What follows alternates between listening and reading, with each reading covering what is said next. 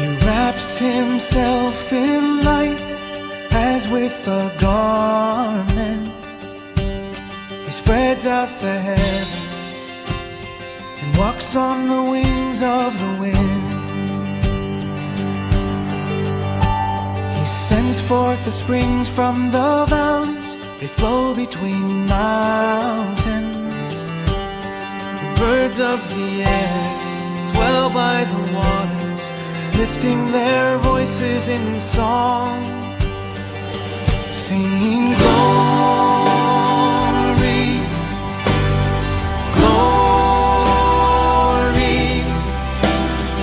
glory to the Lamb.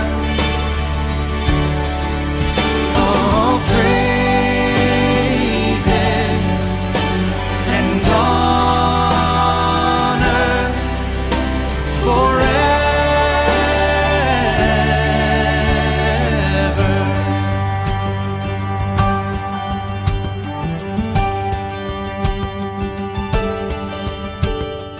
He made the moon for its seasons. The Latin American Fellowship of Reformed Churches, or CLIR by its Spanish acronym, was founded in 1993 with the purpose of strengthening Christ's church throughout the region and to provide a network of like-minded Christians to help one another, to work together for the evangelization of Latin America, and to promote and defend sound doctrine.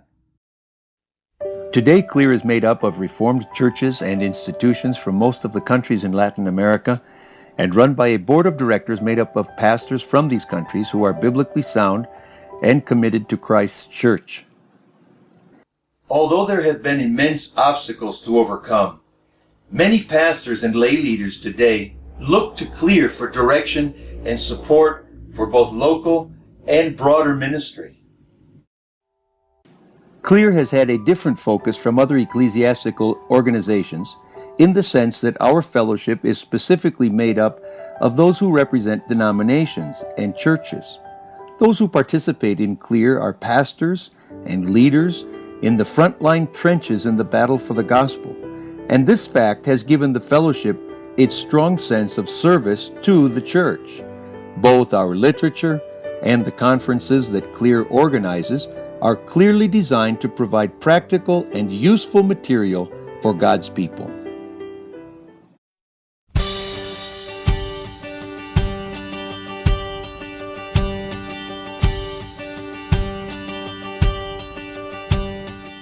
Latin America as a region has not been unified in past history. Conflict, skirmishes, and even wars between countries have plagued the region for many years. Politics and economics have made communication and cooperation a difficult task for these Christians in the past. Each country had its own monetary unit, and many governments formerly obstructed international travel and purchasing. Another real factor that impeded cooperation in past decades were governments that were often influenced by the Roman Catholic Church and unfriendly to Protestant churches. The result was that even where the same denomination planted churches in different countries, unity and cooperation were difficult to promote. And we shouldn't ignore the general individualistic tendency of sinful humans as well. The national Presbyterian churches of both Mexico and Brazil have around 1 million members. These churches were founded in the 1860s and have grown to be significant denominations in their countries. But there are many countries in Latin America where very little or no Reformed witness has been present. In other cases, the Reformed churches have become very liberal. So in 1993, a small group of Reformed leaders met together to form a fellowship with goals of facilitating mutual support, helping promote the Reformed faith throughout Latin America, and serving to unite Reformed believers in the task of missions to Latin America. CLIR was born. In spite of almost insurmountable obstacles seen from a human perspective, CLIR began to serve the churches in fulfilling these goals. In 1997, I was invited to fill the position of Executive Secretary of CLIR and called by the Bethany United Reformed Church of Wyoming, Michigan, to serve in this capacity. Since we, with our 4 children, were already living in Costa Rica and working in a church plant and a small Christian school, it was agreed that my family would stay in Costa Rica while I assumed the duties of Executive Secretary.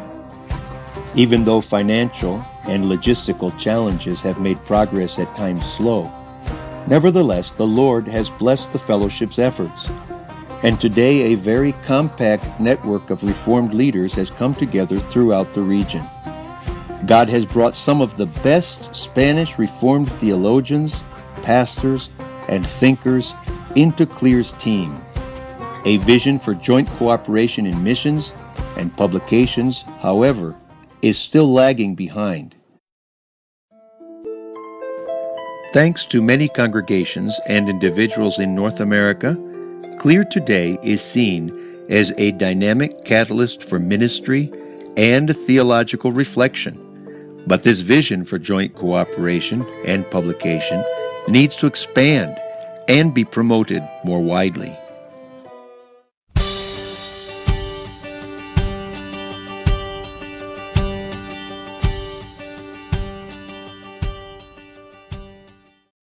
One activity which has been key for CLIR's vision is the role that conferences play.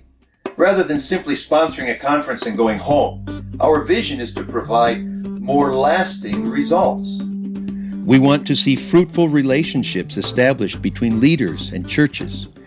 We want to see materials left behind which will serve in the training and edification of the church in future years. For this reason, we have promoted grassroots participation whenever possible. CLIR has facilitated travel for Latin theologians to give conferences in other countries or regions, thus aiding friendship, the sharing of gifts in the broader Church of Christ, and stimulating mutual relationships, which in some cases have produced long-term commitments of mutual support. Since these conferences are linked to our vision for publications, the topics given virtually always include Spanish books and study material that we have printed, thus reinforcing even more the themes covered and allowing for continuing education. Another aspect of CLIR's conferences which has enabled thousands and thousands to participate in them is that local churches, presbyteries or classes, commit themselves to significant portions of the logistics and expenses. So that with a relatively small investment, CLIR is able to provide a speaker and ship our books to the location. The blessing of seeing Christ's church mobilized around a common goal has indeed been marvelous, and it is only due to this kind of commitment and involvement that we have been able to fulfill our mission. A key partner for CLIR has been the ministry of Mints, led by Dr. Neil Hegeman, with the participation of Reverend Eric Pennings in Central America. Mints joined CLIR immediately, and we have participated together on numerous occasions for both conferences and the publication of theological texts.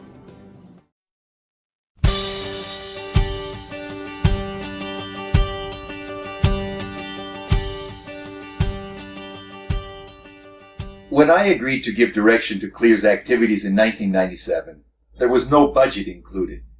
Both my own salary and operating expenses would have to be funded. I am thankful to God for my wife, who always stood by me in times where we faced not a few difficulties.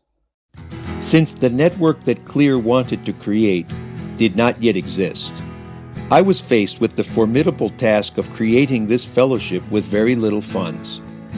Leaning on the Lord for wisdom, I decided that a Spanish Reformed theological journal with both theological and pastoral focus would be the most economical and most practical way to begin the task.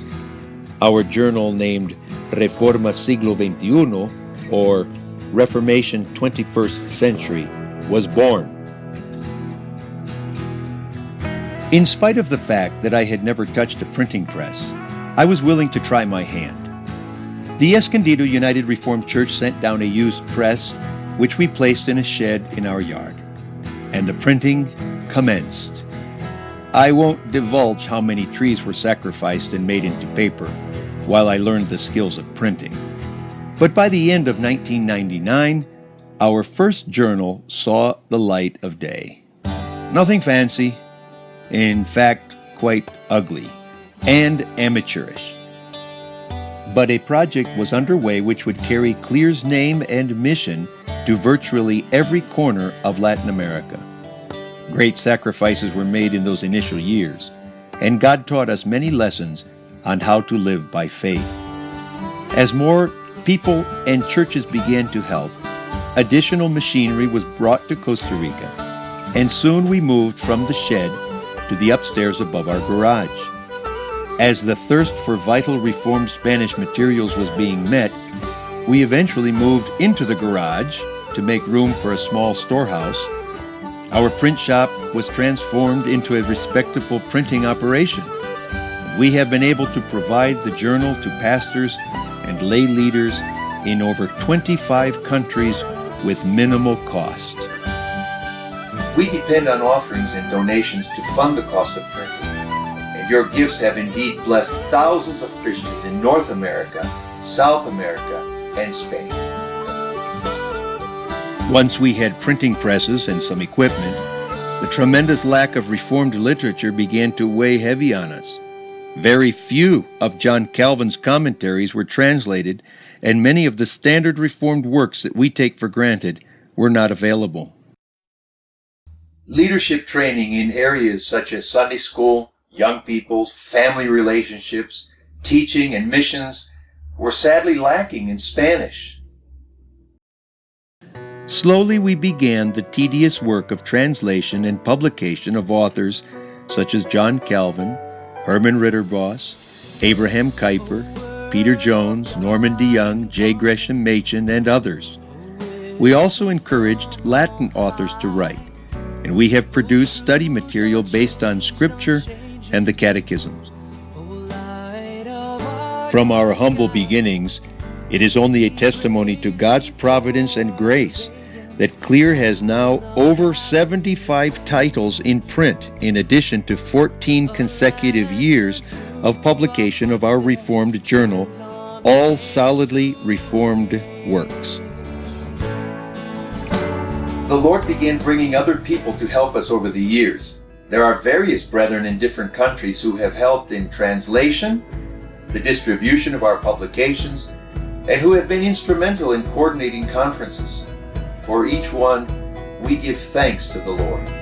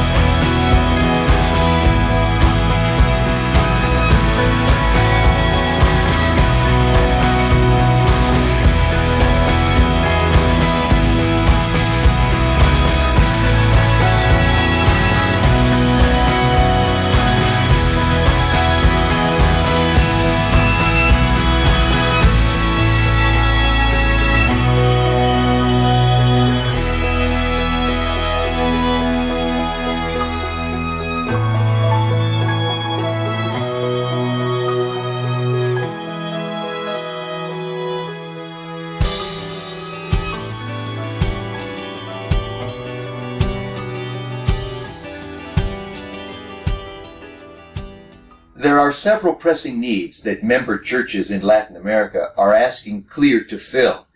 One is the translation and publication of Reformed Old Testament commentaries, of which there are virtually none.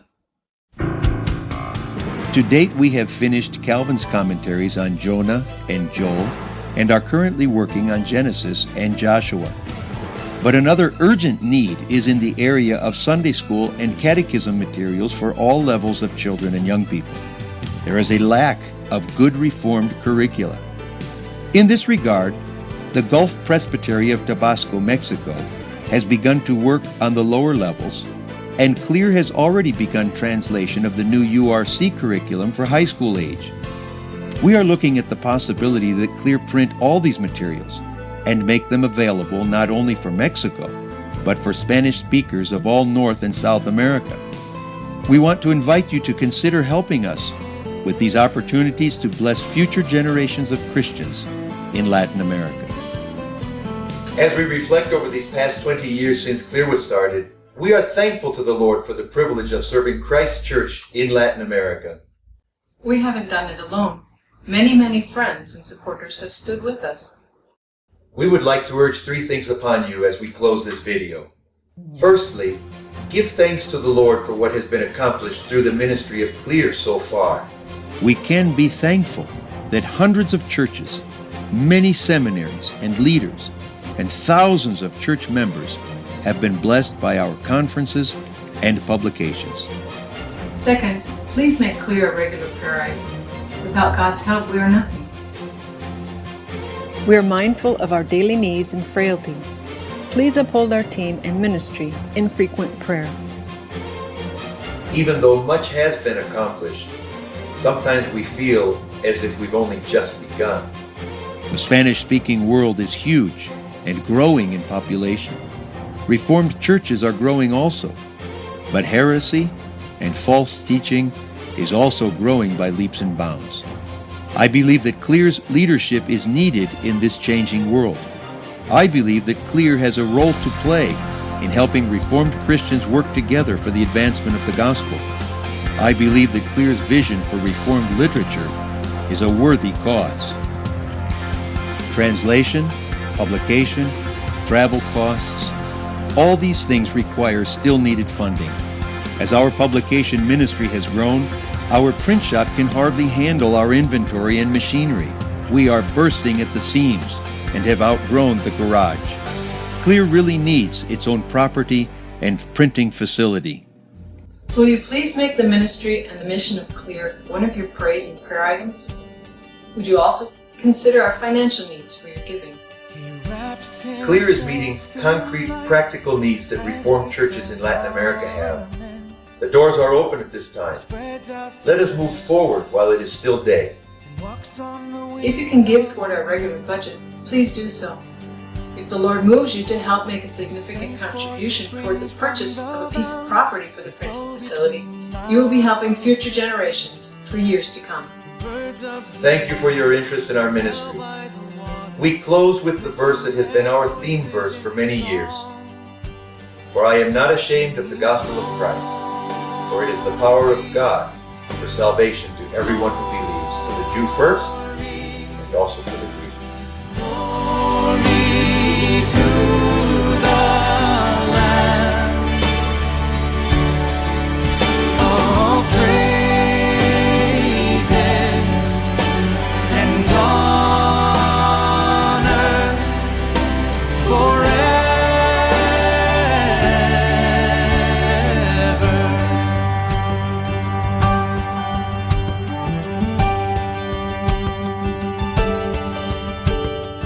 He made the moon for its seasons, the sun knows its setting. He looks at the earth and it trembles. He touches the mountains and they smoke. I will sing to the Lord all my life. I will sing praises to my God as long as I